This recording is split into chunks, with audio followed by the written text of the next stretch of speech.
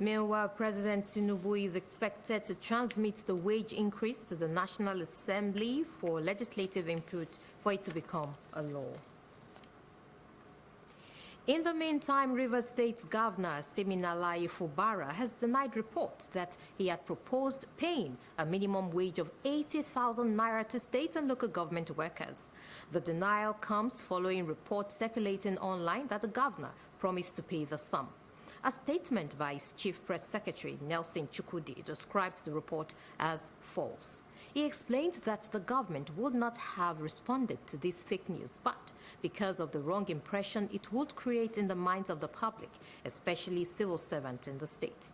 He advised the general public, particularly civil servants in the state, to disregard the false claims in the online media platforms, stressing that the Rivers State government will make its position on the issue known in due course. Now, the House of Representatives has unanimously agreed to reduce their salaries by 50% in response to the widespread economic hardship in the country. The decision was made during the adoption of a motion sponsored by Ibrahim Isiaka from Ogun State. The motion appealed for a peaceful engagement with the government to address the current economic issues. Deputy Speaker Ben Kalu proposed the amendment suggesting a 6-month salary reduction, stating that lawmakers earn 500,000 naira monthly, but was corrected by Speaker Tajuddin Abbas, who confirmed that their monthly salary is actually 600,000 naira.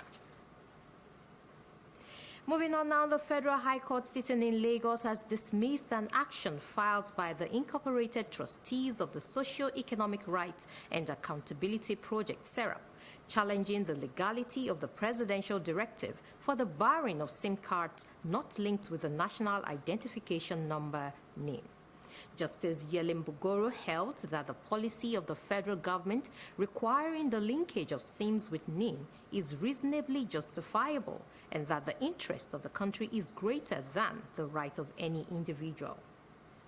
In the action filed against the President of the Federal Republic of Nigeria, the Attorney General of the Federation, and the Nigerian Communications Commission, SERAP had argued that the directive barring over 72 million Nigerian subscribers was an infringement of the subscribers' fundamental rights enshrined under the Constitution.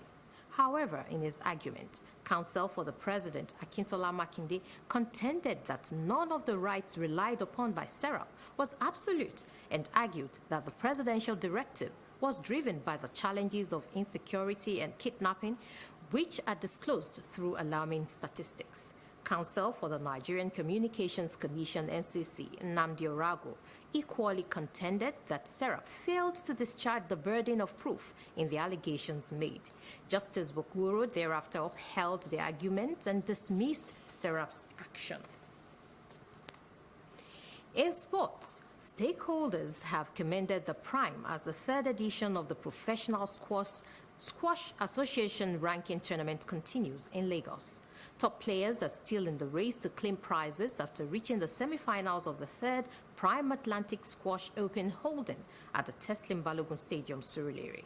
Organized by the Lagos State Squash Association, the tournament has improved over the years, helping national players earn the much-needed ranking points to advance their careers. The tournament, which also featured under-16 junior category for boys and girls, served as a platform for the Lagos State Squash Association to develop and nurture talent that will become future stars.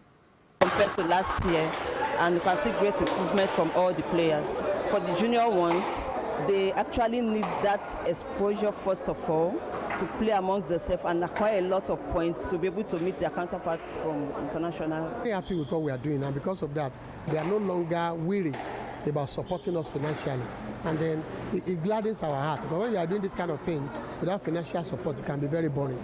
So my thanks and appreciation goes to them, and Lagos State government is also becoming supportive. Playing a tournament like this keep them in shape and to improve their game. So for the Federation, we are very proud of Prime Atlantic.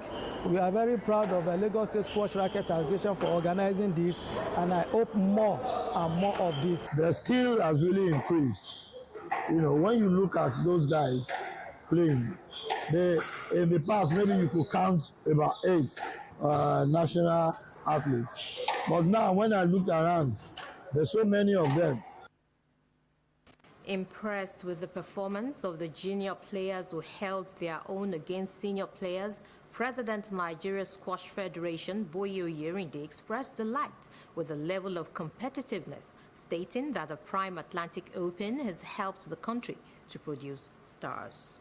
Back and now, the match we just finished watching now, you see junior Pivato who wouldn't have been able to play at this level.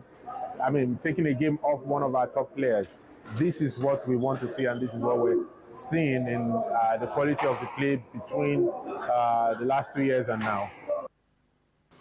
The tournament reached the semi-finals following the conclusion of the quarterfinals as top seeds in both senior and junior categories battle for places in the final.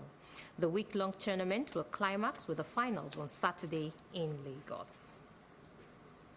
On the foreign scene, major U.S. airlines have grounded flights across the country, citing communication issues. The grounding appears to be related to a global IT outage, which has affected banks, emergency services, and airports around the world. American Airlines, which is the world's biggest by passenger numbers, said no flights were being allowed to take off and that it was in contact with all flights that were currently in the air. It blamed the problems on a technical issue with CrowdStrike and antivirus software.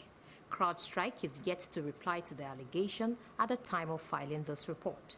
The company allegedly issued a software update which has caused Windows devices to crash. The Federal Aviation Administration said in a notice to carriers that all flights, regardless of destination, had been grounded.